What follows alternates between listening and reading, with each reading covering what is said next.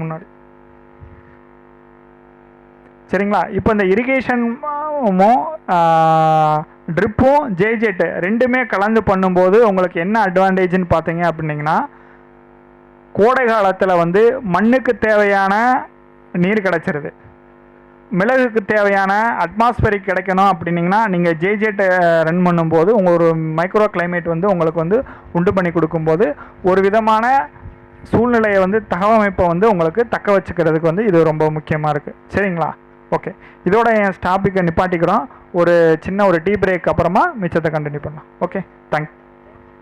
என்னென்ன டாப்பிக்லாம் பார்த்துருக்கோம் அப்படின்னிங்கன்னா, இடத்தேர்வு, planting, fitting, curing, செடி நட்டாச்சு, தாங்கு மரத்தை வந்து பராமரிச்சிட்டிங்க, வடிகால் வசதி உண்டு பண்ணிட்டீங்க, செடி எப்படி எடுக்கணும்னு சொல்லியாச்சு, செடியை ப்ராப்பராக என்ன பண்ணிட்டீங்க, நட்டு முடிச்சாச்சு. நட்டு ஒரு 3 மாதம் வரைக்கும் செடி நல்லா வளர்ந்துருக்கு, அதுக்கு நிழல் கொடுத்துட்டீங்க. முதல் 3 மாதம் முடிஞ்சிருச்சு. அடுத்து என்ன ஆகுங்க, செடி மிளகு வந்து நீங்கள் கொடி மிளகாக வச்சிங்க அப்படின்னிங்கன்னா மேலே வந்து நல்லா வளர்ந்து மரத்தை தாவு மரத்தை ஏறி நல்லா பிடிச்சி வளர்ந்து போகுங்க. இதே செடி மிளகா வச்சிங்க அப்படின்னிங்கன்னா புஷ் பேப்பர் ஆகிட்டு அப்படியே ஒரு 2 அடி 1 அடிக்கு அப்படியே அமைங்கி நின்றுட்டுருக்கோம். அப்போது அடுத்த ப்ராக்டிசஸ் வந்து பார்த்திங்கன்னா என்னென்ன விதமான கொடியை வந்து பராமரித்து நம்ம எப்படி பராமரிக்கணுன்றதை பற்றி பார்க்க போகிறோம். ஃபஸ்ட்டு பாயிண்ட் வந்து பார்த்திங்க அப்படின்னிங்கன்னா எடுத்து கட்டுறது, கொடி எடுத்து கட்டுறது அப்படின்னு சொல்லுவாங்க. அதாவது நீங்கள் நட்டு முடித்த உடனே ஒரு தாங்கு மரத்தில் வந்து ஒரு சப்போர்ட் ஸ்டிக் வச்சு அதை ஏற்றி 2 அடி 1 அடி 1.5 அடி இடைவெளியில் நட்டுருப்பீங்க. அப்போ அதை என்ன பண்ணணுங்க, அந்த இடத்துல இருந்து தாவு மரத்துக்கு வந்து நீங்கள் என்ன பண்ணணும், அதை கடத்தி கொண்டு போகணும். அப்போ அதுக்கு ஒரு சப்போர்ட்டாக ஒரு குச்சி வச்சு எடுத்து கட்டுவீங்க. எடுத்து கட்டி அந்த தாவு மரத்தில் தாங்கின உடனே என்ன பண்ணணும் அப்படிங்கன்னா, ஒவ்வொரு அரையடி இடைவெளிக்கும் வந்து பார்த்திங்க அப்படின்னிங்கன்னா சணல் நாரோ இல்லை சேலை துணியோ வந்து பார்த்திங்கன்னா 1 இன்ச்சு பட்ட அளவுக்கு வச்சு ஒவ்வொரு அரையடி இடைவெளியிலையும் வந்து பார்த்திங்கன்னா பாக்கு மரத்தில் நீங்கள் முதல் 2 வருஷம் வந்து கண்டிப்பாக கட்டி கொடுத்து ஆகணும். கட்டி கொடுக்காமல் விட்டுட்டீங்க அப்படின்னிங்கன்னா என்ன நடக்கும் அப்படின்னிங்கன்னா, அது ப்ராப்பராக கிளைம்பிங் ஆகி பிடிக்காமல் என்ன பண்ணணும்னா திரும்ப வந்து தொங்க ஆரம்பிச்சிடும். என்ன ஆகுனா அந்தந்து திரும்ப வந்து கீழே விழுக ஆரம்பிக்கும், அதனுடைய வளர்ச்சி வந்து தடைப்படும். மிளகு கொடியை பொறுத்த வரைக்கும் அது எந்த அளவுக்கு வந்து பார்த்திங்க அப்படின்னிங்கன்னா வெர்டிக்கலாக க்ரோத் ஆகி வளர்ந்து போகுதோ அதே அளவுக்கு வந்து பார்த்திங்கன்னா உங்களுக்கு வந்து ஈல்டிங் வந்து பார்த்திங்கன்னா வேகமாக வளர ஸ்டார்ட் ஆகும். உங்களுக்கு ஹரிசாண்டல் க்ரோத் அதிகமாக போக ஆரம்பிக்கும் போது என்ன நடக்கும் அப்படின்னிங்கன்னா அதனுடைய வளர்ச்சி வந்து பார்த்திங்கன்னா பாதிக்கும், ஈல்டிங் மகசூல் வர்றதுக்கு வந்து டிலே ஆகிட்டே இருக்குங்க. சரியா? அப்போ என்ன பண்ணணும்னா நேராக வந்து போகிற மாதிரி நம்ம என்ன பண்ணணும், அதை கட்டி கொடுக்கணும். அது வந்து ஒவ்வொரு வாரமும் நீங்கள் இதை வந்து ப்ராப்பராக மெயின்டைன் பண்ணி ஃபீல்டில் போயிட்டு நீங்கள் இந்த ஒர்க்கை வந்து கண்டிப்பாக பண்ணி கொடுக்கணும். அடுத்து வந்து பார்த்தீங்கன்னா ப்ரோ நிழல் மேலாண்மை, நிழலை பற்றி ஆல்ரெடி சொல்லிட்டேன். முதல் 1 வருடத்துலேருந்து 2 வருஷத்துக்கு வந்து பார்த்தீங்க அப்படின்னிங்கன்னா ஆர்ச்சரில் வந்து சன்லைட் ரொம்ப அதிகமாக இருக்கும். இளஞ்செடிக்கு வந்து பார்த்திங்கன்னா ரொம்ப வந்து வெயில் வந்து தாக்கக்கூடாது. அதை வச்சு மறைச்சி கட்டுறதுக்கு வந்து பார்த்திங்க அப்படின்னா உங்களுடைய தோட்டத்தில் இருக்கக்கூடிய வாழை காஞ்ச இலை சருகு இருக்கு இல்லைங்களா, அதையோ இல்லை ஒரு சில மரத்தினுடைய குச்சிகளை வந்து பார்த்திங்க அப்படின்னா ஒன்றா இணைச்சி வச்சு கட்டி அதுக்கு வந்து ஒரு நிழல் அமைப்பு வந்து பார்த்திங்கன்னா ப்ராப்பராக நீங்கள் கண்டிப்பாக கொடுத்தாகணும் முதல் 2 வருஷத்துக்கு. சம்மரில் வந்து ப்ராப்பராக வந்து டைரக்ட் சன்லைட் படும்போது நீங்கள் வாழை மரத்தொகையை வச்சு காஞ்ச வாழை மர இலைகளை வச்சு நீங்கள் வந்து கட்டி கொடுக்கணும். இல்லை அப்படின்னிங்கன்னா நம்ம ஷேனட் இருக்கு இல்லைங்களா, பச்சை கலர் நிழல் வலை, அதை வந்து ஒரு பக்கமாக சைடாக வச்சு நீங்கள் மறைச்சி கட்டி கொடுக்கலாம். நெக்ஸ்ட்டு சிம்பொடிக்கிறதுன்னு சொல்கிறோம். இந்த சிம்பொடிக்கிறது அப்படின்னிங்கன்னா நீங்கள் தாய் மரத்தில் வந்து மிளகு கொடி வளர்ப்பில் 2 விதமாக இருக்குங்க. நம்மளுடைய திசு வளர்ப்புக்கு வந்து பார்த்தீங்க அப்படின்னிங்கன்னா காயிலிங் மெத்தட்னு சொல்லுவாங்க. அதாவது வட்டமாக வந்து நீங்கள் ஒரு மீட்டர் வரைக்கும் வளர விட்டுட்டு அதை திரும்ப எடுத்து காயிலிங் பண்ணி வளர்த்து விடுவாங்க. அது வந்து நீங்கள் நார்மல் கட்டிங்ஸ்க்கு வந்து ஓகே, டிஷ்யூ கல்ச்சருக்கு வந்து தேவை கிடையாது. ஏன்னா டிஷ்யூ கல்ச்சர் வந்து ஆல்ரெடி வந்து உங்களுக்கு வந்து 5லேருந்து 6 விதமான சைட் சக்கர்ஸை வந்து கண்டினியூஸாக வந்து வித்தின் 3 மந்தில் வந்து நிறைய வந்து சைட் சக்கர்ஸ் கொடுக்க ஆரம்பிக்கும். அதாவது சைடு போத்து. அப்போ சைடு போத்து அதிகமாக கொடுக்கும்போது உங்களுடைய தாவு மரத்தை வந்து ஈஸியாக வந்து அடைச்சிடும். அப்போது நீங்கள் வந்து அந்த காயிலிங் பண்ண தேவை கிடையாது, நுனி சீம்பை மட்டும் உடச்சி விட்டால் போதுங்க. அந்த நீங்கள் வச்ச இடத்துல இருந்து தாவு மரத்தில் இருந்து 1 அடி தூரம் வளர்ந்துருச்சு அப்படின்னிங்கன்னா அதனுடைய நுனியை வந்து கிள்ளி விடணுங்க. அதுக்கு பேர் தான் சிம்பு ஒடித்தல். அந்த நுனியை வந்து முதல் கனவுக்கும் 2வது கனவுக்கும் இடைவெளியில் வந்து ஒரு 3/4 பங்கு தூரத்தில் வந்து ஒரு சார்பான வந்து ஒரு கத்தியோ ஒரு பிளேடோ வந்து பார்த்தீங்க அப்படின்னிங்கன்னா டெட்டாலில் முக்கிட்டு ப்ராப்பராக அதை கட் பண்ணி எடுத்துட்டீங்க அப்படின்னிங்கன்னா உங்களுக்கு அதிகப்படியான சிம்புகள் வந்து பார்த்தீங்க அப்படின்னிங்கன்னா வர ஆரம்பிக்கும். அந்த அதிகப்படியான சிம்புகள் வரும்போது அதனுடைய வந்து பார்த்தீங்க அப்படின்னா பக்க வேர்கள் வந்து பார்த்தீங்கன்னா பற்று வேர்களாக மாறி உங்களுடைய பாக்கு மரத்தை வேகமாக வந்து என்ன செய்யும், பற்றி பிடிச்சு வேகமாக வந்து வளர ஆரம்பிக்கும். இதுக்கு பேர் வந்து சிம்பு ஒடிக்கிறது. அதில் வந்து ஒவ்வொரு 3 மாத இடைவெளிக்கு வந்து நீங்கள் கண்டினியூஸாக வந்து பார்த்தீங்கன்னா ஒரு 8 அடி வரைக்கும் நீங்கள் இதை பண்ணி கொடுக்கணும். முதல் அடியில் பண்ணிட்டீங்க அப்படின்னீங்கன்னா அடுத்து 2வது அடி 3வது அடி அப்படி வந்து ஒவ்வொரு அடி இடைவெளியிலையும் இந்த நுனிக்கிண்டுதலை பண்ணும்போது உங்களுக்கு அதிகப்படியான பக்க கிளைகள் வரும்போது வேகமாக வந்து பற்று வேர்கள் இது பண்ணும்போது அந்த காலமை வந்து ஃபுல்லாக பாக்கு மரத்தை வந்து ஒரு சிலிண்ட்ரிக்கல் லெவலில் வந்து ஃபுல்லாக வந்து உங்களுக்கு கவர் பண்ணும். எப்போ இருந்து பாட்டம் லெவல் ஒரு 2 அடி தூரத்தில் இருந்து வந்து பார்த்தீங்கன்னா உங்களுக்கு அந்த சிலிண்ட்ரிக்கல் மெத்தட்னு சொல்லுவாங்க. தாங்கு மரத்தினுடைய சுற்றளவு எவ்வளவு தூரம் வந்து பார்த்தீங்கன்னா தாங்கு மரத்தில் வந்து மிளகு கொடி சுற்றி இருக்கோ அந்த சிலிண்ட்ரிக்கல் சேஃப்னு சொல்லுவாங்க ஆங்கிலத்தில். அந்த உருளை வடிவ அமைப்பு எவ்வளோ தூரம் இருக்கோ அதை பொறுத்து தான் அதனுடைய மகசூல் வந்து பார்த்திங்கன்னா தீர்மானிக்குது. ஈல்டு கால்குலேஷன் பண்ணும்போது என்ன பண்ணுவாங்க அப்படின்னிங்கன்னா முதல் 2 மீட்டர்லேருந்து 1 அடி காலத்தில் வந்து பார்த்தீங்க அப்படின்னிங்கன்னா 3 கிலோ க்ரீன் பெப்பருக்கு வந்து ஈல்டிங் வரணுன்றது ஒரு தம்பு ரூலு. அதுக்கு வந்து நீங்கள் அடி தூரத்துலேருந்தே வந்து பாக்கு மரத்தில் வந்து 2 அடியிலேருந்தே வந்து நீங்கள் வந்து காய்க்க வைக்கிறதுக்கு இந்த நுனிக்கிழுதலை பண்ணும்போது உங்களுக்கு ஈஸியாக வந்து மெத்தட் வந்து யூஸ் ஆகும். அடுத்து வந்து பார்த்திங்கன்னா பசுந்தாள் உரங்கள் மற்றும் மண்ணணைப்பு. இப்போ எல்லாமே பண்ணியாச்சு, சம்மர் முடிஞ்சிச்சு. இப்போ கோடை காலத்தில் வந்து நீங்கள் மல்ச்சிங் பண்ணியிருக்கீங்க. சம்மர் டைமில் என்ன பண்ணலாம், பசுந்தாள் உரங்களையும் போடலாம், மண்ணணைக்கலாம். அப்போ ஆர்கானிக் மேட்டர் கண்டென்ட்டை வந்து இன்க்ரீஸ் பண்ணுறதுக்கு என்னென்ன ஆக்டிவிட்டீஸ் இருக்கோ அதெல்லாம் வந்து நீங்கள் கண்டினியூஸாக வந்து ஃபாலோ பண்ணலாம். நெக்ஸ்ட் இயற்கை வழியில் வந்து பார்த்தீங்க அப்படின்னீங்கன்னா இந்த ஆர்கானிக் பெப்பர் கல்டிவேஷன் வந்து வெரி இம்பார்ட்டண்டான டாப்பிக்கு. உங்களுடைய சாயில் இருக்கக்கூடிய ஆர்கானிக் கார்பன் கண்டென்ட்டை பொறுத்து தான் பெப்பரில் இருக்கக்கூடிய அந்த பைப்பரின் ஒளிவரைசின்னு சொல்லக்கூடிய கண்டென்ட்டும் ப்ளஸ் பல்க் டென்சிட்டியும் வந்து பார்த்தீங்க அப்படின்னீங்கன்னா இன்க்ரீஸ் ஆகுமா டிக்ரீஸ் ஆகுமான்றது வந்து ஒரு மிகப்பெரிய ஒரு முக்கியமான காரணம். இதை வந்து எப்படி நீங்கள் ஆர்கானிக்காக மெயின்டைன் பண்ணலாம் அப்படின்னு பார்த்தீங்க அப்படின்னிங்கன்னா வருஷத்துக்கு 3 தடவை வந்து ஸ்ப்ளிட்டர் டோஸாக வந்து பார்த்தீங்க அப்படின்னிங்கன்னா மக்கிய தொழு உரத்தை வந்து பார்த்தீங்கன்னா நீங்கள் கொடுக்கணும். 2வது வந்து டெய்லியோ ஆர் வீக்லி இன்டர்வலில் வந்து பார்த்தீங்கன்னா ஜீவாமிர்தம் கொடுக்குறது, இல்லை அப்படின்னிங்கன்னா மீன் அமிலம், புண்ணாக்கு கரைசல், இந்த மாதிரி ஆர்கானிக் இடுபொருட்களை வந்து நீங்கள் கொடுக்கலாம். இலைவெளி தெளிக்கிறதுக்கு வந்து பார்த்தீங்க அப்படின்னிங்கன்னா நீங்கள் வந்து பஞ்சகவியா, மீன் அமிலம் இதெல்லாம் நீங்கள் கொடுக்கலாம். ஆர்கானிக்கு போகும்போது ஹியூமிக் ஆசிட்டை வந்து கொஞ்சம் எடுத்துக்கிட்டீங்க அப்படின்னிங்கன்னா இன்னும் ரொம்ப சப்போர்ட்டாக இருக்கும் ரூட்ஸுக்கு. இது வந்து ஒவ்வொரு மாத இடைவெளியிலையும் வந்து அதுக்கு என்ன மாதிரியான பரிந்துரைகள் அப்படின்றத வந்து உங்களுக்கு குரூப்பில் வந்து நான் வந்து ஒரு பேம்ப்ளெட்டாக நான் உங்களுக்கு எல்லாருக்கும் அனுப்பிச்சி வைக்கிறேன். இது ஒரு ஜென்ரலான ஒரு இது வந்து பார்த்திங்கன்னா இயர்லி ஸ்டேஜில் பண்ணக்கூடியது. இல்லை நான் எனக்கு கொஞ்சம் இன்ஆர்கானிக்காகவும் கொடுங்க அப்படின்றவங்களுக்கு வந்து பார்த்திங்க அப்படின்னா ஆல்-19 இருக்கு இல்லைங்களா, 19 அது வந்து பார்த்திங்கன்னா ஒரு 1 கிராம் 1 லிட்டர் தண்ணிக்கு ப்ளஸ் மைக்ரோ நியூட்ரியன்ட் வந்து பார்த்திங்கன்னா ரொம்ப அதிகமாக வந்து தேவைப்படும் பெப்பருக்கு அது வந்து ஒரு 1/2 கிராம். ஐஏஎஸ்ஆரில் வந்து இந்தியன் இன்ஸ்டிடியூட் ஆஃப் ஸ்பைஸ் ரிசர்ச்சில் வந்து மிளகுக்குன்னு வந்து ஒரு நுண்ணூட்ட கலவை வந்து இருக்குங்க. அந்த நுண்ணூட்ட கலவையை வந்து நீங்கள் வந்து தெளித்து கொடுக்கலாம். அதுக்கடுத்தபடியாக வந்து ஐஏஎஸ்ஆரில் வந்து பிஜிபிஆர் சொல்லுவாங்க, plan growth promoting rhizo bacterium சொல்லக்கூடிய அந்த கன்சார்சியம் டேப்லெட்டை வந்து பார்த்திங்கன்னா ஒரு டேப்லெட்டோட விலை வந்து 110 ரூபா ஐஏஎஸ்ஆர் போர்ட்டலில் இருக்குது. அதை பர்ச்சேஸ் பண்ணி நீங்கள் 200 லிட்டர் தண்ணியில் கலந்து கொடுத்து ஒவ்வொரு 6 மாத இடைவெளிக்கும் வருஷத்துக்கு 2 தடவை வந்து மிளகுக்கு கொடுக்கும்போது அதனுடைய ரைசோஸ்பியருடைய ஆக்டிவிட்டி சாயிலுக்கும் வேருக்குமான பாண்டிங் வந்து ரொம்ப அதிகமாக நடக்கும்போது வேருடைய வளர்ச்சிக்கும் சாயில் இருக்கக்கூடிய நியூட்ரியன்ஸை வந்து அப்டேட் பண்ணி எடுத்து கொடுக்குறதுக்கும் ரொம்ப வந்து இம்பார்ட்டண்டாக இந்த பிஜிபிஆர்ஸ் வந்து இருக்குது. அதை தவிர்த்து வந்து எவரி கண்ட்ரோல் நீங்கள் இது பண்ணும்போது நியூட்ரியன்ஸ் கொடுக்கணும் விருப்பப்படுறவங்க அப்படின்னிங்கன்னா என்பிகே பேலன்ஸ்டு ஃபெர்டிலைசர் கால்குலேஷன் இருக்குது. அது பிரகாரம் நீங்கள் வந்து ஃபெர்டிலைசர்ஸ் கொடுக்கலாம். எப்பப்பெல்லாம் ஃபெர்டிலைசர்ஸ் கொடுக்கலாம் அப்படின்னு பார்த்தீங்க அப்படின்னீங்க, ஒரு வருஷத்தை வந்து 4 குவார்ட்டராக பிரிச்சுக்கோங்க. ஒவ்வொரு 3 மாத இடைவெளிக்கும் வந்து பார்த்தீங்கன்னா ஒரு ஃபெர்டிலைசர் டோஸ் வந்து நீங்கள் சாயில் அப்ளிகேஷன் கொடுக்கலாம். அதில் ஒவ்வொரு சாயில்டு அப்ளிகேஷன் கொடுக்கும்போதும் மெக்னீசியம் சல்ஃபேட் 50 கிராம் ப்ளஸ் வந்து நீம் கேக் 50 கிராம் வந்து பார்த்தீங்கன்னா இதை கண்டிப்பாக வந்து நீங்கள் கலந்து நீங்கள் கொடுக்கும்போது மிளகுக்கு வந்து ரொம்ப ரொம்ப முக்கியமாக இருக்கும். மெக்னீசியம் கண்டென்ட் வந்து பார்த்திங்கன்னா மிளகுக்கு வந்து தேவையான ஒரு நுண்ணூட்டச்சத்து, அந்த சத்தை வந்து நீங்கள் பேலன்ஸாக கொடுக்கலாம். ப்ளஸ் வந்து நீம் கேக்கு, இந்த நீம் கேக்கு எதுக்குன்னு பார்த்தீங்க அப்படின்னிங்கன்னா நூற்புழு தாக்குதல் வந்து இல்லாமல் இருக்கிறதுக்கு வந்து கொடுக்கும்.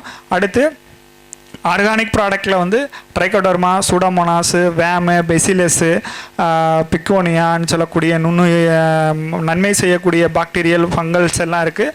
அது வந்து ஒவ்வொரு கால இடைவெளிகளுக்கும் தகுந்த மாதிரி மழை வர்றதுக்கு முன்னே மழை வர்றதுக்கு பின்னாடி வந்து நீங்கள் கண்டிப்பாக கொடுக்கணும். சரிங்களா? நெக்ஸ்ட், நல்ல க்ரோத் வந்து பிளான்ட்டில் வந்து நல்லா வரணும் அப்படின்னிங்கன்னா அதுக்கு வந்து ஒரு சில இம்பார்ட்டண்டான பாயிண்ட்ஸ் வந்து இருக்குங்க. அது என்னன்னு பார்த்தீங்கன்னா, ஃபஸ்ட்டு ஒரு ஏக்கரா தோட்டத்தில் வந்து சரியான எண்ணிக்கையில் வந்து நம்ம plantation number of plants per acre ஃபீல்டில் வந்து நம்ம ப்ராப்பராக மெயின்டைன் பண்ணுறோமா அப்படின்றத வந்து நம்ம இது பண்ணணும். ஒரு ஏக்கரா பாக்கு தோட்டத்தில் 9 அடிக்கு 9 அடியில் எத்தனை பாக்கு மரம் இருக்குங்க? சரிங்களா? ஒரு 500லேருந்து 550 பாக்கு மரம் வந்து ஒரு சராசரியாக வரும். அந்த 500 மரத்துலையும் நம்ம மிளகு கொடி வச்சுருக்கோம். அந்த 500 மிளகு கொடியும் ஒரே அளவில் இருக்கா, இல்லை ஒரே அளவு கண்டிஷனில் இருக்கிறா, ஹெல்த்தியாக இருக்கான்றது ஒரு மிகப்பெரிய ஒரு கேள்விக்குறி. அப்போது சரியான எண்ணிக்கையில் வந்து மிளகு கொடிகளை வந்து ஒவ்வொரு ஆண்டும் வந்து ப்ராப்பராக பராமரிக்கிறது நம்ம ஒரு மிகப்பெரிய ஒரு இம்பார்ட்டண்டான பாயிண்ட்டு. ரெண்டாவது, பல வகை நடவுன்னு சொல்கிறாங்க. அடர் நடவு முறைகளில் வந்து பார்த்திங்கன்னா பல்லடுக்கு பயிர் முறையில் வந்து துணை கிராப்பாகவும் மெயின் கிராப் ப்ளஸ் அடிஷ்னல் கிராப்ஸை வந்து நிறைய வந்து இன்க்ளூட் பண்ணுறது நம்மளுக்கு வந்து ஏர்லி ஸ்டேஜில் வந்து இன்கம் வந்து உங்களுக்கு ஜென்ரேட் பண்ணி கொடுக்கும். ஒரே ஒரு வெரைட்டியை மட்டும் நீங்கள் ஒரு ஃபீல்டில் வந்து ரெக்கமெண்ட் பண்ணி பிளான்டிங் போகிறது வந்து தவறு. 2லேருந்து குறைஞ்சது 3 ரகத்தை வந்து பார்த்திங்கன்னா உங்களுடைய மண்ணுக்கு தகுந்த மாதிரி மேட்டாங்கால் நிலத்துக்கு ஒரு ரகம், பள்ளக்கால்வாய்க்கு ஒரு பள்ளப்பகுதிகளுக்கு ஒரு ரகம், சூரிய வெளிச்சம் அதிகமாக இருக்கிற இடத்துக்கு ஒரு ரகம், வெளிச்சம் கம்மியாக இருக்கிறதுக்கு ஒரு ரகங்கள்லாம் தேர்வு பண்ணி ஒரு 2லேருந்து 3 ரகங்களை வந்து பார்த்தீங்க அப்படின்னா இடத்துக்கு தகுந்த மாதிரியும் மண் வகைக்கு தகுந்த மாதிரியும் நிழலுக்கு தகுந்த மாதிரியும் நீங்கள் மாற்றி பிளான்டிங் எடுத்துக்கிறணும். அடுத்து வந்து அந்த லீடர் சொல்கிறோம் இல்லைங்களா, அந்த மெயின் வெர்டிக்கல் லீடர் வந்து இப்போ நான் சொன்னேன் அந்த சிலிண்ட்ரிக்கல் மெத்தட்னு சொன்னேன். அந்த தூண்முறை வந்து பார்த்திங்கன்னா உங்களுக்கு ப்ராப்பராக வந்து அந்த காலத்தை வந்து கவர் பண்ணியிருக்கணும். ஏன் இந்த ப்ராப்பராக இந்த காலத்தை கவர் பண்ணணும்னு சொல்கிறேன் அப்படின்னிங்கன்னா, ஒவ்வொரு கொடியும் அதோடைய கிளைம்பிங் ரூட்ஸ் போய் காய்க்கிற கொடிகளாக வந்து மாறும்போது ஒவ்வொரு 3 அடி கேப்லையும் உங்களுக்கு எவ்வளோ கிலோ வரணும்னு சொன்னேன்? 1 மீட்டர் காலத்தில் வந்து 3 கிலோ பச்சை வரணும்னு சொல்லியிருக்கேன். அப்போ நம்பர் ஆஃப் லேட்ரல்ஸ் வந்து அதிகமாக இருந்தால் மட்டும்தான் உங்களுக்கு வந்து ஈல்டு அதிகமாக கிடைக்கும். அந்த தூண்முறையை வந்து இது பண்ணுறத வந்து நீங்கள் ப்ராப்பராக மெயின்டைன் பண்ணணும். அடுத்து ப்ரூனிங் வந்து ப்ராப்பராக பண்ணிடுவீங்க, மேட்டு பாத்தி போட்டுருவீங்க, தண்ணி கொடுக்குறது, அப்புறம் அந்த பேசினை வந்து சுத்தம் பண்ணுறது அப்படின்வாங்க. இந்த பேசின் சுத்தம்னா என்னன்னு தெரியுங்களா? பெப்பரில் கொடிமிளகு யார் யார் இது வரைக்கும் நீங்கள் வச்சுருக்கீங்க? உங்களுடைய வச்சதில் முதல் ஒரு அடி வரைக்கும், ஒரு அரை அடியிலேருந்து 1 அடி வரைக்கும் ஒரு கொடி லேட்டரலாக மண்ணு மேலே அப்படியே படர்ந்து போயிட்டே இருக்கும். பார்த்துருக்கீங்களா? அது பேர் என்னங்க? அது பேர் வந்து ரன்னர், ஓடுகொடின்னு சொல்லுவாங்க தமிழில். அந்த ரன்னரை வந்து சுத்தம் பண்ணுறது தான் வந்து பார்த்திங்கன்னா பேசின் சுத்தம்னு சொல்கிறோம். அதை நீங்கள் எடுக்க தவறிட்டீங்க அப்படின்னிங்கன்னா என்ன நடக்கும்னிங்கன்னா செடியினுடைய வளர்ச்சி வந்து பாதிக்கும். மிளகு கொடியோட செடி வந்து வளர்ச்சி பாதிக்கும். செடிக்கு போகக்கூடிய நுண்ணூட்டங்கள், சத்து, இது எல்லாத்தையும் வந்து இந்த பிரான்ச்சஸ் எடுத்துட்டு இது வந்து அடர்த்தி வீரியமாக வளர்ந்து போகும். அப்போ அதனுடைய வளர்ச்சியை வந்து கட்டுப்படுத்தும். அதை ஒவ்வொரு மாத இடைவெளியிலையும் அதை ப்ராப்பராக ப்ரூன் பண்ணி அதை நீங்கள் சுத்தம் பண்ணி எடுக்கணுங்க. அப்படி எடுக்க தவறிட்டீங்க அப்படின்னிங்கன்னா உங்களுக்கு காய்க்கக்கூடிய நாட்கள் வந்து பார்த்திங்கன்னா தள்ளி போகும், வளர்ச்சியும் பாதிக்கும். அதுக்கு பேர் தான் பேசின் சுத்தம்னு சொல்கிறாங்க. அடுத்து நெக்ஸ்ட், இப்போ உங்களுடைய ஃபீல்டில் வந்து நிறைய விதமான பிளான்டிங் வச்சுருக்கவங்களாலும் சரி, இல்லை அதுக்கப்புறம் வைக்க போகிறவங்களாக இருந்தாலும் சரி, ஒரு சில நுண்ணூட்டச்சத்து குறைபாடு ஃபீல்டில் இருக்கக்கூடிய ஃபோட்டோகிராஃப்ஸ் எல்லாம் நாங்கள் அட்டாச் பண்ணியிருக்கேன். அது என்ன ஏதுன்றதை நீங்களே தெரிஞ்சுக்கிறதுக்காண்டி. இது வந்து பார்த்தீங்க, இது வந்து இலையில் என்ன பண்ணியிருக்கோம் அப்படின்னிங்கன்னா, டுவர்ட்ஸ் இலையினுடைய நுனிப்பகுதியிலிருந்து என்ன ஆகுங்க, மேல்வாக்கில் வந்து கருகிட்டு போகுது. இதுக்கு இடையில வந்து எந்த விதமான ஒரு ஃபங்கல் குரோத்தும் கிடையாது. இலை மட்டும் சாம்பல் கலரில் நுனியிலிருந்து மேலே போகுது அப்படின்னா அது வந்து பொட்டாசியம் டெஃபிஷியன்சி. சரிங்களா? உங்களுடைய செடிக்கு வந்து பார்த்தீங்க அப்படின்னிங்கன்னா மணிச்சத்து வந்து பார்த்தீங்க அப்படின்னிங்கன்னா கம்மியாக இருக்குன்னு அர்த்தம். அடுத்து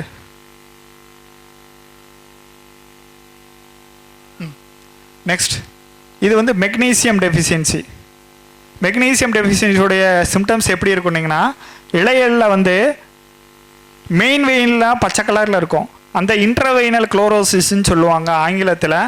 உங்களுடைய மெயின் நரம்பெல்லாம் பச்சையாக இருக்கும். அந்த நரம்புகளுக்கு இடைப்பட்ட அந்த பகுதிகள் வந்து மஞ்சள் கலரில் இருக்கும். அப்போ இது என்ன டெஃபிஷியன்சின்னா மேங்கனீஸ் டெஃபிஷியன்சி. அதிகப்படியான பாக்குத்தோட்டத்தில் நீங்கள் போட்டிருக்கவங்க வந்து பார்த்தீங்கன்னா இந்த ஒரு சிம்டம் வந்து உங்களுடைய பாக்குத்தோட்டத்தில் அதிகமாக இருக்கும்.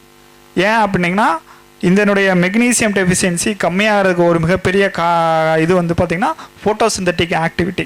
உங்களுடைய தோட்டத்தில் வந்து சூரிய வெளிச்சம் கம்மியாக இருந்தாலே இந்த பிரச்சனை வந்து ஆட்டோமேட்டிக்காக வருங்க. அதுக்கு தான் சாயிலில் வந்து பேலன்ஸாக வந்து நம்ம மெக்னீசியம் கொடுக்கும்போது இந்த குறைபாடை கட்டுப்படுத்தலாம், ஃபோட்டோசிந்தட்டிக் ஆக்டிவிட்டியை வந்து இன்க்ரீஸ் பண்ணலாம். அடுத்து இது என்னன்னு தெரியுதுங்களா? இலையினுடைய மார்ஜின் எல்லாமே வந்து பார்த்தீங்க அப்படின்னா கருகி அதை சுற்றி வந்து ஒரு மஞ்சள் கலர் லேயர் வந்து படியுது. இது என்னது?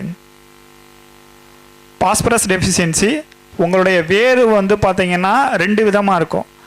முதன்மை வேர், சல்லி வேர்னு சொல்லுவாங்க. அந்த சல்லி வேரெல்லாம் டேமேஜ் ஆகினாலோ இல்லை பாஸ்பரஸ் டெஃபிஷியன்சி வந்தாலோ இந்த மாதிரியான சிம்டம்ஸ் வந்து உங்களுடைய ஃபீல்டில் இருக்கும். அடுத்து இது வந்து மெக்னீசியம் டெஃபிஷியன்சி. Next zinc.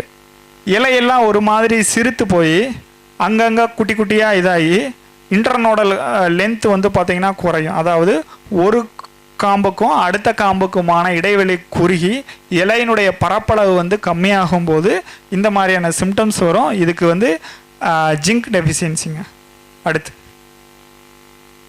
இது மேங்கனீஸ் MnSO4. முன்னாடி பார்த்தது மெக்னீசியம், இது வந்து மேங்கனீஸ். இதுக்கும் அதுக்கு என்ன டிஃப்ரென்ஸ் தெளிவாக பாருங்கள். அதனுடைய ஃபோட்டோஸில் வந்து மெயின் வெயின்ஸ் எல்லாமே வந்து அதில் வந்து டார்க் க்ரீனாக இருக்கும். இதில் வந்து பார்த்திங்கன்னா லைட் க்ரீனாக இருக்கும். அதுக்கு இடப்பட்ட பகுதி எல்லாமே வந்து பார்த்திங்கன்னா பேல் எல்லோவாக இருக்கும். ஓகேங்களா? நெக்ஸ்ட் வந்து பார்த்திங்கன்னா டிசீசஸை பற்றி பார்க்குறோம். டிசீசஸில் வந்து ஃபஸ்ட்டு ஒரு ஃபீல்டு வந்து பார்த்தீங்க அப்படின்னிங்கன்னா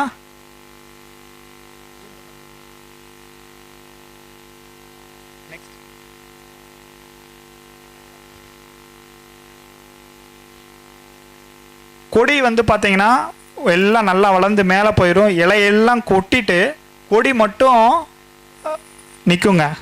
அது என்னதுங்க? அந்த டிசீஸு பைட்டப்தோரா, ஃப்ரூட் ராட்டுன்னு சொல்லக்கூடிய பைட்டப்தோரா இந்த மாதிரி இருக்குங்க.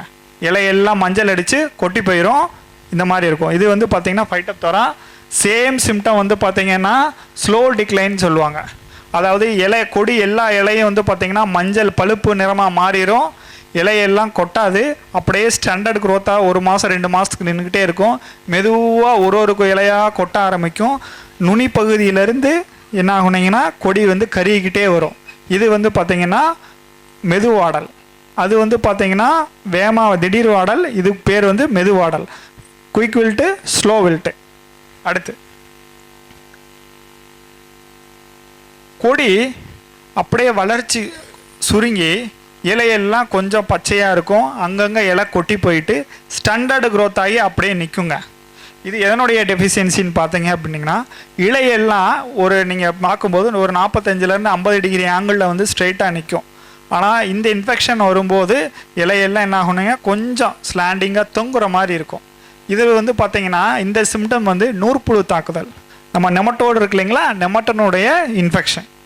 அடுத்து ஃபஸ்ட் ரோவில் லாஸ்ட் ஃபோட்டோ. இந்த மாதிரி இருக்கும்.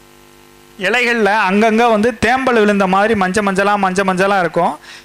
இலைக்கு மேலே மஞ்சளாக இருக்கும். இலைக்கு பின்னாடி எடுத்து பார்த்தீங்க அப்படின்னிங்கன்னா நம்மளுடைய ஸ்கேல் இருக்கு இல்லைங்களா, செதில் பூச்சி வந்து அதிகமாக அப்படியே பின்னாடி படர்ந்து நிற்கும். மீலி பக் இருக்கும். இது ஒரு மிகப்பெரிய இன்சிடென்ட்ஸ். Next last. இந்த மாதிரி ஃபீல்டில் வந்து அங்கங்கே வந்து இலையெல்லாம் வந்து பாதி வந்து மஞ்சள் அடித்து பாதி வந்து பச்சையாக நிற்குங்க. இது பார்த்துருக்கீங்களா உங்கள் பாக்கு தோட்டத்துலையோ இல்லை நார்மல் தோட்டத்துலையோ? இது என்னென்னா நைட்ரஜன் டெஃபிஷியன்சி, எல்லோயிங் இன் பெப்பர்னு சொல்லுவாங்க. உங்களுடைய தேவை மிளகு கொடிக்கு தேவையான நைட்ரஜன் சத்தும் சூரிய வெளிச்சமும் இல்லை அப்படின்னிங்கன்னா இந்த மாதிரியான சிம்டம்ஸ் வந்து உங்களுக்கு வரும்.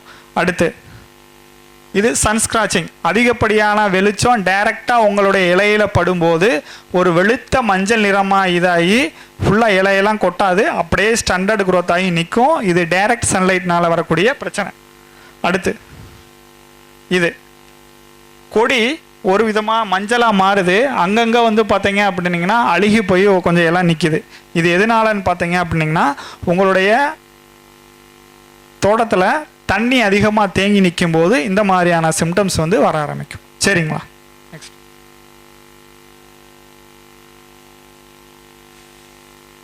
அடுத்து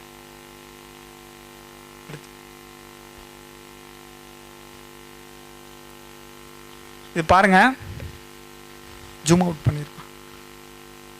ஜூம் அவுட்டில் தானே இருக்கு. இது வந்து பாக்கு தோப்பில் வச்சு சிலிண்ட்ரிக்கல் மெத்தடில் வந்து இது பண்ணக்கூடிய ஒரு ஆர்ச்சர்டு. இது நம்ம தமிழ்நாட்டில் வந்து திண்டுக்கல் பக்கத்தில் இருக்கக்கூடிய ஒரு ஃபீல்டு. இதில் பாருங்கள், ஒரு வருஷம் விட்டு 3வது வருஷையில் வந்து பார்த்திங்கன்னா ட்ரென்ச்சிங் எடுத்திருக்காங்க. மேட்டுப்பாத்தி போடலை. பட் ஆனால் எல்லாமே யூனிஃபார்ம் க்ரோத் இருக்குது. தென்னை, பாக்கு, இன்டர்கிராப். நெக்ஸ்ட்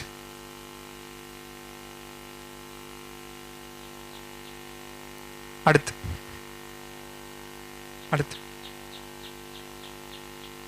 இது பாருங்கள், ஃபுல்லாக என்ன பண்ணியிருக்காங்க, புதுசாக வச்சுருக்கக்கூடிய ஹை டென்சிட்டி பிளான்டிங்கில் இருக்கக்கூடிய பெப்பர். நெக்ஸ்ட்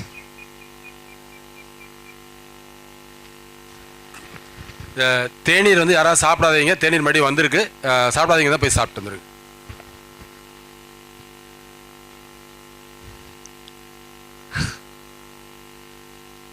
நம்ம பிளான்டிங் எடுக்கிறோம். பிளான்டிங் நட்டு முடித்ததுலேருந்து கொடி வந்து எப்படி வந்து கட்டி கொடுக்கணும்னு சொல்கிறது.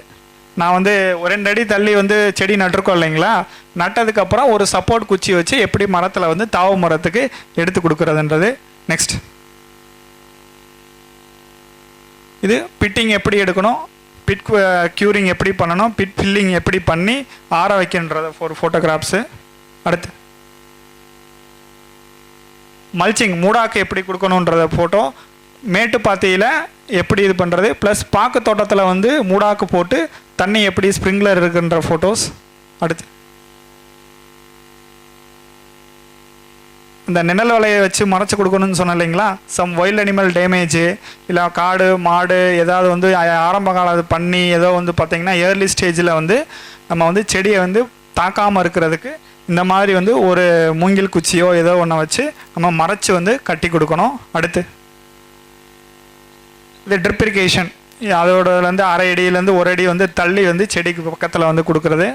அடுத்து நிழல், நான் சொன்னேன் ஆரம்ப காலத்தில் வந்து டைரக்ட் சன்லைட் வந்து படக்கூடாது, மேலே வந்து ஒரு பார்சியலான ஷேட் லைட் வந்து இருக்கணும்னு சொன்னேன் இல்லைங்களா.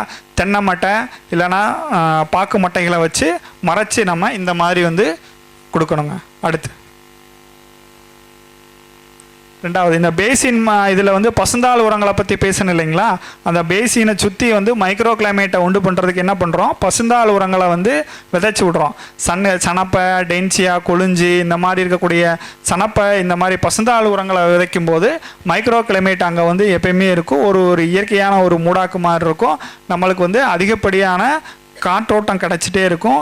மண்ணில் வந்து ஈரப்பதம் மெயின்டைன் ஆகிட்டே இருக்குங்க. ப்ளஸ் வந்து அடிஷ்னலாக மிளகு கொடிக்கு வந்து நைட்ரஜன் ஃபிக்சேஷன் வந்து ஆர்டிஃபிஷியலாக கிடைக்கும். அடுத்து ஸ்ப்ரே என்னதுன்னா இலைவெளியில் வந்து எப்படி ஸ்ப்ரே பண்ணி கொடுக்கணுன்றது. அடுத்து முடாக்கு போட்டு மேட்டுப்பாத்தியில் வந்து எப்படி வந்து செடி நட்டுருக்கணும். இது வந்து மேட்டுப்பாத்தி, பாக்கில் இருக்கக்கூடிய மேட்டுப்பாத்தி 1 அடி ஹைட்டில் இது பண்ணி அதுலேயும் வந்து 1/2 அடி வந்து பார்த்திங்கன்னா ஹைட்டாக தான் பிளான்டிங் எடுத்திருக்கோம். அடுத்து அந்த நுனி கிள்ளணும்னு சொன்னேன் இல்லைங்களா, நுனியை வந்து அந்த நுனி கணுவிலேருந்து 2வது கணுக்கு இடையில நம்ம கிள்ளி விட்டதுக்கப்புறமா 1 2 3 4 விதமாக பக்கு செம்புகள் வந்து பார்த்திங்கன்னா உங்களுக்கு வந்து அடைச்சி வரும்போது பற்று வேர்கள் வந்து ஈஸியாக வந்து பாக்கு மரத்தை பிடிச்சு கிரிப்பாகி நிற்கும். அடிஷ்னலாக 1 மந்த்துக்கு அப்புறம் என்ன நடக்கும்னா இந்த வந்த பக்க காம்பு எல்லாமே வந்து பார்த்திங்கன்னா அடிஷ்னலாக 1 ஃபீட்டு வளரும்போது இன்னும் சப்போர்ட்டிவாக வந்து பார்த்திங்கன்னா உங்களுக்கு ஹேங்கிங் ப்ராஜெக்ட்ஸ் வந்து நிறைய கிடைக்கும். அடுத்து இது வந்து ஃபுல் அண்ட் ஃபுல் 9 அடிக்கு 9 அடியில் இது பண்ணக்கூடிய ஒரு பிளாக் பேப்பர். அந்த காலம் சொன்ன இல்லைங்களா, வெர்டிக்கல் காலம், அந்த 3 அடியில் வந்து கேப்பே இல்லாமல் தாவு மரத்தையே ஃபுல்லாக கவர் பண்ணி சிலிண்ட்ரிக்கல் மெத்தடில் பேப்பர் எப்படி இருக்குன்றதுக்கான ஃபோட்டோகிராஃப்ஸ். நெக்ஸ்ட் சமவெளி தான் பிளைனில், ஆனால் ஒவ்வொரு இண்டிவிஜுவல் பாக்கு மரத்துக்கும் என்ன பண்ணியிருக்காங்க அப்படின்னிங்கன்னா மேட்டுப்பாத்தி போட்டிருக்காங்க. மேட்டுப்பாத்தினா 1 அடிக்கு மண்ணை அணைச்சி கொடுத்து அதனுடைய வேர் பக்கத்தில் வந்து தண்ணி தேங்காமல் நின்று பார்த்து கொடுத்துருக்கான ஒரு ஃபீல்டோடைய ஃபோட்டோகிராஃப்ஸ். நெக்ஸ்ட் இது இயர்லி க்ரோத் ஸ்டேஜுக்கான ஃபோட்டோஸ். இங்கே பாருங்கள், இதனுடைய காலத்தில் வந்து பார்க்கும்போது உங்களுக்கு எங்கேயுமே ஒரு 2 அடிக்கு மேலே வந்து கேப் இல்லாமல் சுற்றி அடைச்சிருக்கும். இது 2nd year photographs. Next okay, இதுக்கு முன்னாடி வந்து ஒரு தியரி இருக்கும், ஒரு 10 ஃபோட்டோ முன்னாடி.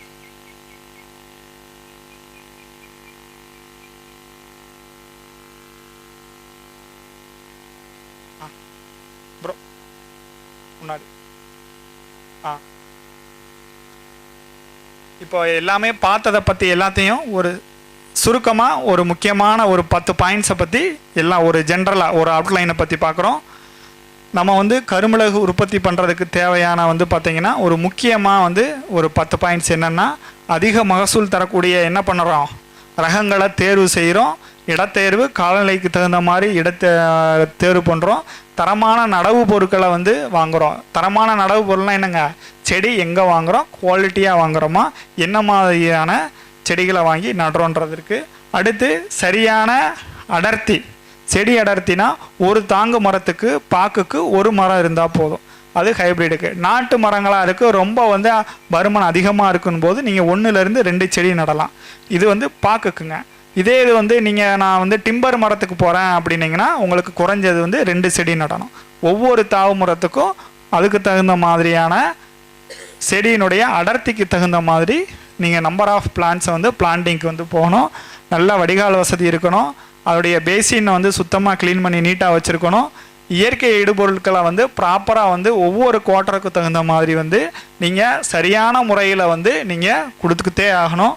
அடுத்து சுண்ணாம்பு சொல்லுவாங்க, லைம் வந்து இது ஒரு சில ஏரியாக்களில் வந்து பார்த்தீங்க அப்படின்னா பிஹெச் வந்து ரொம்ப வாட்டர் லெவல் வந்து பிஹெச் கம்மியாக இருக்கக்கூடிய ஏரியாக்களில் வந்து நீங்கள் வந்து ஒரு வருஷத்துக்கு ஒரு தடவை வந்து மலை ஏரியாக்களில் சுண்ணாம்பு போட்டு கொடுப்பாங்க. சமவெளிகளில் இது வரைக்கும் நம்மளுக்கு அந்த மாதிரியான பிரச்சனைகள் வந்து நம்மளுக்கு உண்டானது கிடையாது. ஆனால் நீங்கள் பார்க்க வேண்டியது வந்து பார்த்திங்கன்னா பிஹெச் வந்து 6.5க்கு மேலே போகாமல் பார்த்துக்கிறணும். அதாவது அல்கலைன் பிஹெச்சுக்கு போகாமல் பார்த்துக்கிறணும். உப்பு தண்ணி இருக்கிற மாதிரி இருக்கிறவங்க பிளான்டிங் எடுக்கும்போது வந்து பார்த்திங்க அப்படின்னிங்கன்னா நம்ம கொஞ்சம் சல்ஃபர் கண்டென்ட் ப்ளஸ் வந்து பார்த்திங்கன்னா கால்சியம் மெக்னீசியம் கண்டென்ட்டை வந்து கொஞ்சம் ஆட் பண்ணணும். ப்ளஸ் வந்து பார்த்திங்க அப்படின்னா ஜிப்சம் கொஞ்சம் கொடுக்கணுங்க வருஷத்துக்கு ஒரு தடவை.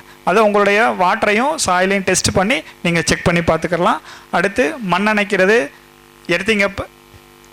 எர்த்திங் அப் வந்து பார்த்தீங்க அப்படின்னா 2 வருஷத்துக்கு ஒரு தடவை நல்லா வளர்ந்த கொடிகளுக்கு வந்து நீங்கள் வந்து மக்கின தொழு உரம் இது எல்லாமே போட்டு கொடுத்து மேமண்ணோட கலந்து தூர சுற்றி வந்து பார்த்தீங்கன்னா நீங்கள் அணைச்சி கொடுக்குறீங்க அப்படின்னிங்கன்னா ரொம்ப நல்லதாக இருக்கும். ஏன்னா புதுசாக வந்து பார்த்தீங்கன்னா செகண்டரி ரூட்ஸில் ஃபைபர் ரூட்ஸ் வளர்கிறதுக்கு இது வந்து ஒரு ஹெல்ப்பாக இருக்கும்.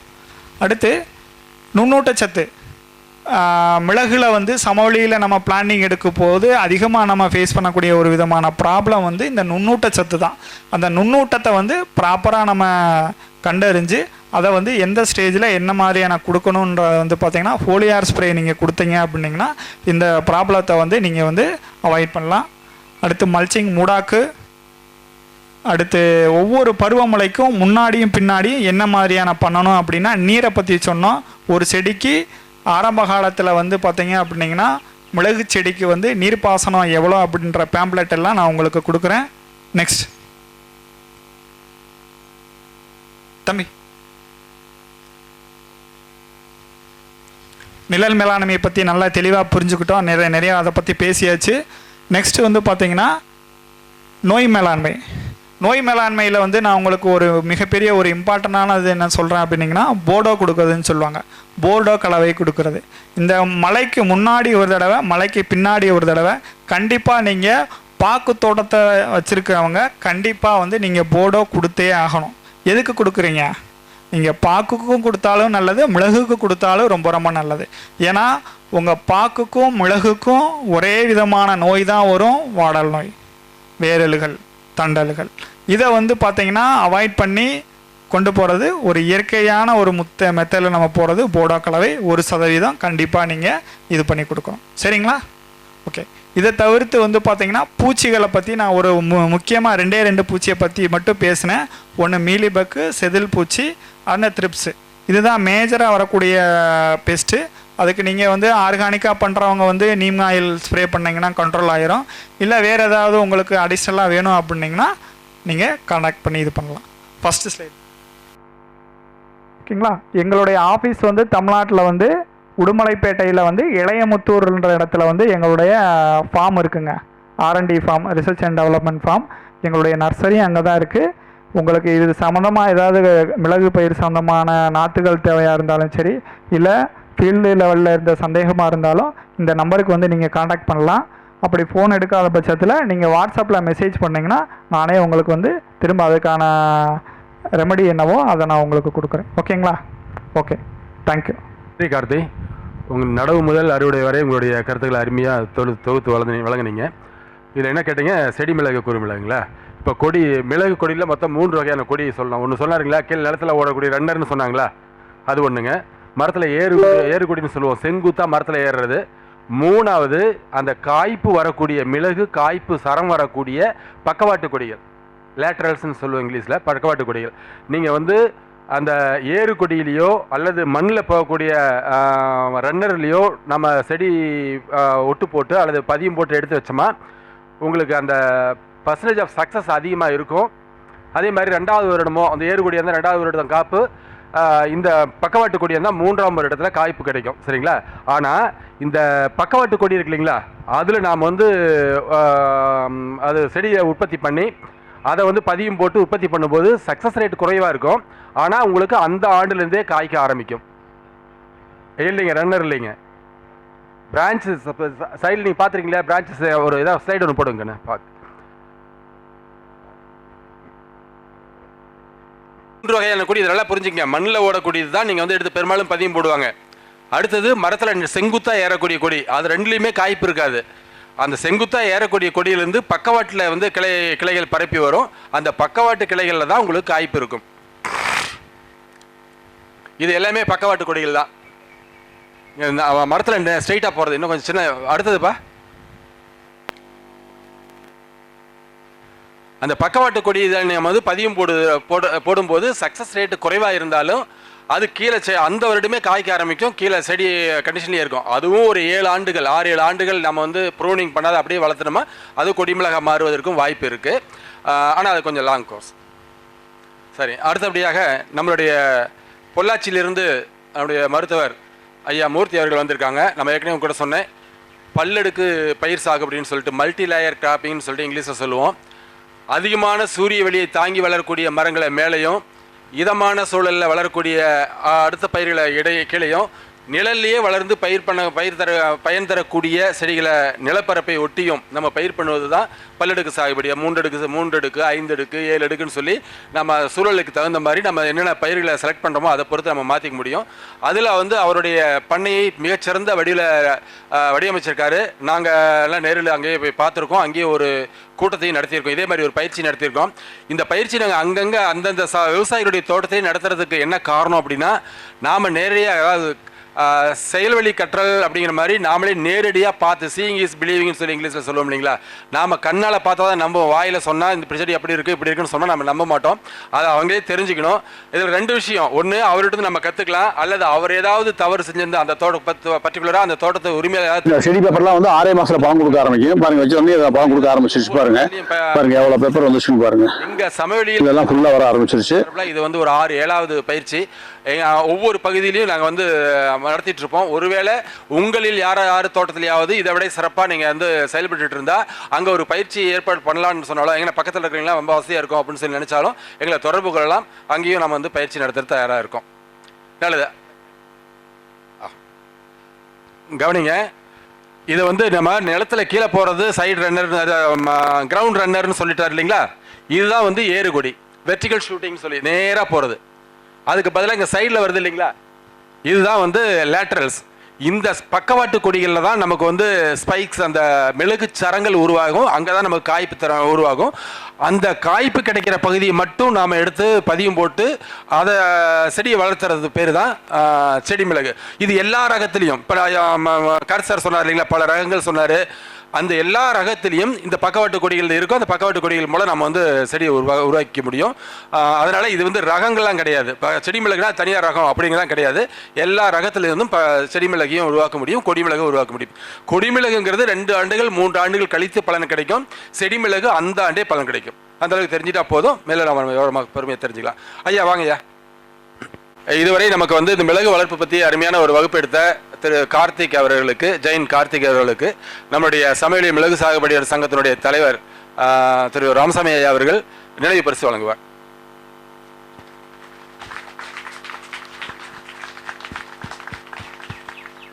வாழ்த்துக்கள், வாழ்த்துக்கள் கார்த்திக்.